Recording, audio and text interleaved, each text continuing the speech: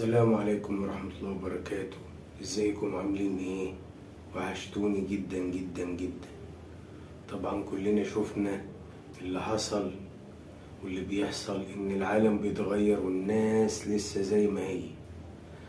2024 لما ابتدت الواحد شاف حاجات كتير عمره ما كان يتخيل ان هي تحصل، وفعلا نهاية الدنيا ابتدت. ممكن تكون الناس اللي في غفلة دي لسه مفكرة ان الدنيا ممتدة او فيها كتير. الدنيا مبقاش فيها كتير، عشان كده أجلت أنا كتير قبل كده. المرة دي بقى مش هأجل، هبقى معاكم بإذن الله كل يوم، وبإذن الله قريب جدا هنحاول نغير الواقع زي ما ابتدينا كده وشفتوا ان العالم ابتدى يتغير والخريطة بتاعت العالم ابتدت تتغير. انا بالنسبة لي بداية نهاية الدنيا ابتدت لما امي اتوفت، الله يرحمها ويسامحها. دي اول جمعة اروح ازور فيها امي اتوفت يوم الاحد، وكان خامس يوم كان يوم الجمعة، وهو اول يوم ليها في قبرها. يا ريت كلنا ندعي لها بالرحمة، وبإذن الله أكلمكم في فيديو جاي على التجربة اللي أنا مريت بيها وإيه اللي حصل فيها. والصدقة الجارية هيكون أول واحد يعمل صدقة جارية بطريقة مختلفة، صدقة جارية للناس كلها، صدقة جارية بطريقة جديدة. معلش اعذروني، أنا طالع أقول لكم إن أنا موجود. التجربة كانت صعبة ومريرة، بس بإذن الله التجربة دي قوتني أكتر من الأول، وحسستني فعلا وأثبتت لي إن الدنيا دي فعلا فانية وملهاش كبير. الله يرحمك يا أمي. بس أحسن حاجة هي كانت طلبتها إن هي تروح دار الحق وتسيب دار الباطل اللي هي الدنيا اللي احنا فيها دلوقتي. زي ما انتوا هتشوفوا على الشاشة كده، مكان قبرها جنب أطهر وأنظف واحد على مستوى الكرة الأرضية، وهو طبيب الإنسانية الدكتور محمد عبد الغفار مشالي، طبيب الإنسانية، واللي لقبتوه زي ما انتوا قلتوا بطبيب الغلابة. هو كان طبيب لكل الناس، هو فعلا كان طبيب للغلابة قبل ما يكون طبيب للإنسان اللي حياته المادية مرتاحة أو مش مرتاحة. فربنا يقويني على اللي أنا هعمله، لأن أنا هكمل مسيرة دكتور محمد مشالي. وأي حد محتاج حاجة بإذن الله هحاول الفترة اللي جاية إن أنا أكون واحد من الناس بيتعامل إن الدنيا فانية ويؤدي رسالته فيها، وبعد كده يتكل على الله، يروح يقابل وجه كريم ويتحاسب حساب. يا رب ارزقنا الجنة، ومحدش عايز أكتر من الجنة. فعلا أنا بتمنى إن ربنا يرزقني الجنة، مش أكتر من كده. إحنا مش عايزين غير بإذن الله نبقى كويسين وحلوين مع بعض ونروح الجنة.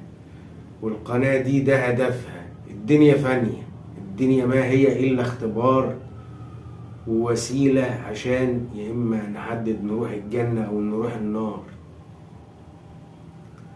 فبإذن الله هنتعلم بقى العلامة الصح. أي حد هيجي يقول لي مستقبل ونبني مستقبلنا، طالما في حاجة اسمها إن الدنيا فانية وهتخلص، يبقى مفيش حاجة اسمها مستقبل. مستقبلك في الحياة دايما اللي هي يا الجنة يا النار. حبايب قلبي، معلش لو كلامي فيه جزء من الغموض، بس إن شاء الله بإذن الله بإذن الله أعدي بس الفترة دي، وإن شاء الله بإذن الله هنكون مع بعض وهنفهم الدنيا فيها إيه. انتوا بعد كده هتقولوا ان انا اول واحد يفكر تفكير سليم، ويفكر تفكير مش تقليدي، ويفكر فعلا على ارض الواقع. انا مش عارف الغفلة اللي الناس فيها دي فيها ازاي. القناة دي معمولة محتواها ان انتوا المحتوى، وانا اسف ان انا غبت عليكم، مش هغيب عليكم تاني، وهنبقى مع بعض وهنكبر مع بعض وهنقف جنب بعض على طول. وزي ما بنقول وكل مرة هنقول، نص أرباح القناة دي هتبقى لجمهور القناة. قنوات كتير كل واحد بيقدم محتوى، بيقدم خدمة، بيقدم فايدة، بيفيد الناس بعلمه، بيفيد الناس بتجاربه، بيفيد الناس بضحك، بيفيد الناس بهيافة، بيفيد في ناس بتبقى غاوية هيافة، دي بالنسبة لها ان هو بيستفيد، ان هو بيضحك، ما يعرفش ان هو بينضحك عليه. فبما ان الدنيا فانية، لو ربنا رزقك باي مبلغ ايا كان، هي كده كده فانية، يبقى انت لازم تسد احتياجاتك، ولازم تقف جنب الناس، ولازم يبقى في رحمة. عشان اللي انا شفته ده مفيش فيه رحمة خالص.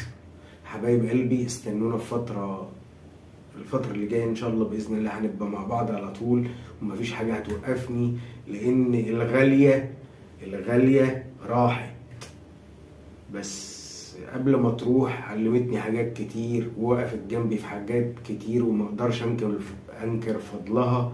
وشكرا لكل واحد عزاني، والعزا ده محتاج موضوع نتكلم فيه لوحده، لان الدنيا اتغيرت، زي ما في ناس كده عايزانا نوصل للي احنا وصلنا له. وان شاء الله انتظروا في فيديو جاي بإذن الله. الكلام اللي أنا هقوله بعد كده أكيد أنتوا لازم تتعلموا منه حاجة، لأن أنا طالع أعلمكم. حبايب قلبي، كان معكم سيزر مصر. دعواتكم ليا ودعواتكم لأمي بالرحمة. أي حد يدعي له بالرحمة، عايز يكتب كومنت يدعي لها فيه بالرحمة. شكرا لكل اللي عزوني على الفيسبوك، وشكرا للي جه بنفسه عزاني، وشكرا للي كلمني في التليفون. بعد كده هنفهم، لان انا شايف ان الموضوع ده مفهوش فهم. الناس بقت كسلانة، والعادات والتقاليد والرحمة اللي جوه الناس ابتدت تقل. مش هنقول تنعدم، لان ما ينفعش الرحمة تنعدم من عند الناس. الخير في امتي ليوم الدين. هو الخير قليل، بس سيدنا محمد عليه الصلاة والسلام كان بيطمنا ان الخير موجود، بس الخير محتاج يزيد ويرجع اكتر زي ما كان الاول. حبايب قلب سيزر، شكرا لكل واحد عزاني مرة تانية. انتظروني بإذن الله، هكون معاكم على طول بإذن الله. دعواتكم ليا، وشكرا لكل واحد عزاني. شكرا، سلام عليكم.